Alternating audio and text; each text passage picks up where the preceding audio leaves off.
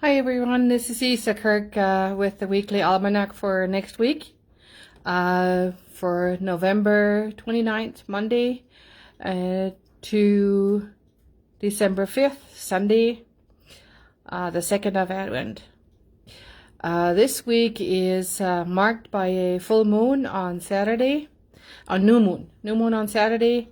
It's a super moon, and it's a total solar eclipse, which of course we cannot see in the United States because it happens in the middle of the night just after midnight. So, but it is a very volatile new moon. It has consequences for after the lunar eclipse that's going to last for 3.5 years. The effects anyway. This one is much shorter. It's an hour and 54 minutes, I think. And so it's about 2 years at the very most. It depends on how you measure it. The influence of eclipses is that things are shifting and change. It's kind of like a reboot of the entire Earth, of the energy system, of the things that are happening here. Animals, people, the whole planet, everything is kind of like getting a energetic reboot. And things are shifting into a new direction, and we will feel it. We will see it. People are anxious. People don't like change. So the fear and panic and these kind of energies will be out and about. So be careful. Don't get involved. Look at things a little bit from kind of like a mountaintop. Nothing ever gets eaten as hot as it gets cooked. So the week starts with the moon in Libra, and Libra is a very balancing kind of sign. It governs our hips and kidneys and bladder. Kidneys and bladder are the organs that are related or in relationship with our relationships to ourselves and to others. It's a light day, meaning it can be windy. Our body craves fat. Whatever you do good for the kidneys and bladder and the hips those days is going to be double beneficial. Whatever you do to stress them, these organs, is going to be double bad. So try to stay on the good side of your kidneys. Drink a lot of water. These 2 days are flower days, so please do not water any kind of plants on flower days, on air days. It's really not good for any plants, because the energy of a plant is in the flower, in the top, and therefore roots are more likely to rot if you pour water on them on those days.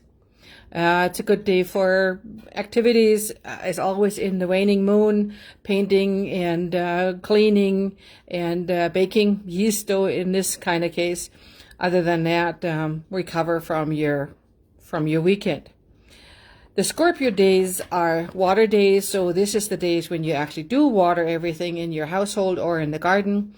If your ground is still not frozen outside, and you had a drought or not much for moisture lately, give your trees some water outside too. Scorpio days are good for fertilizing all the way into the new moon. Water days are great for washing your laundry because you hardly need any soap, and they actually become clean. Now, Scorpio is a water day, but it also governs the liquid rocks and matter on this planet. So the lava, this is Scorpio is, when you look at Scorpio, it is a symbol for hiding, for attacking out of the dark, for feeling cornered. So be aware of that. This feeling can be prevalent if we get into a stressful situation. Don't sting. Try to turn this Scorpio into an eagle, to look at the situation from above, from a little further away. Is it really worth it? Pick your fights, and rather not fight at all if at all you can. It's usually not worth it. The Scorpio tendency is reacting too fast and too quick, too defensive, and quite often regrets it afterwards. So take a little bit of a breather and look at the situation, whether it's really worth it for you to react to it. Water days, we body crave carbohydrates. It's a damp day. Even if it doesn't rain or snow, it feels damp outside. Moisture in the air. Moves into Sagittarius on Friday and on Saturday with the new moon. Sagittarius is a fire sign, of course. It governs the thighs and the veins. Fire signs crave for protein. They feel warmer than they actually are or can be. These 2 days are good for harvesting, for going grocery shopping, especially for fresh stuff, for canning, and for restocking your larders, for fertilizing your indoor plants. The full moon is in the middle of the night. The new moon is in the middle of the night, so we won't see it and feel it. Usually we're sleeping at that time anyways. If you can't sleep, it's because it's an eclipse and it has energy coming down that kind of keeps us awake. Make sure you take care of yourself before that night, so that you have a chance to get through it with some rest.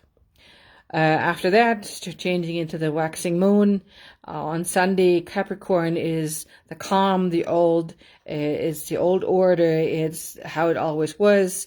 People are hard to change. Things that they always believed in. This is the stubborn side, and it governs our bones and our joints and our skin. Whatever you do well for your skin and bones and joints at this time is double beneficial. And it governs the bones and joints, which is the places where we get arthritis, which is stuck energy, which is stuck resistance energy, which is acidic energy, acidic thoughts, acidic negative attitudes. This is governed predominantly by Capricorn, and we feel it in our bones and in our joints. So the more you let go, the more you do something good. Stay away from acidic foods, stay away from meat if you can, and milk, which feed arthritis. It'll serve you well. We're craving salt on that day, and it's a cool day. It feels cooler than the temperature actually indicates. The saying is that nothing gets eaten as hot as it gets cooked. It's just a German saying that, that we respond too fast in tight and agitated emotional situations.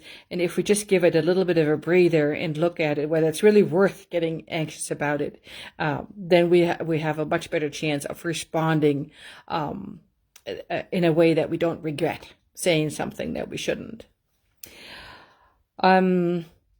That's it for next week. These next 3.5 years are going to be very volatile. Stay as far as you can from any kind of excitement and danger. Don't get involved. There'll be a lot of shifts and changes, not just in the United States, but all over the world. This is the time where changes are going to come.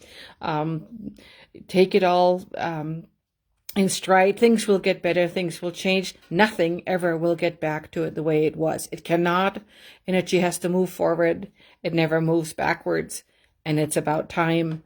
Just stay safe in the meantime, and allow spirit to guide you so that you're safe and sound and that you can live in abundance.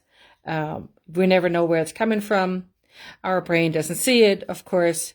Our mind can never see past the tip of its nose, but our soul can. And follow your gut instincts, follow your feelings rather than your quick emotions, and you'll be safe. We'll see you next week. Thank you for joining.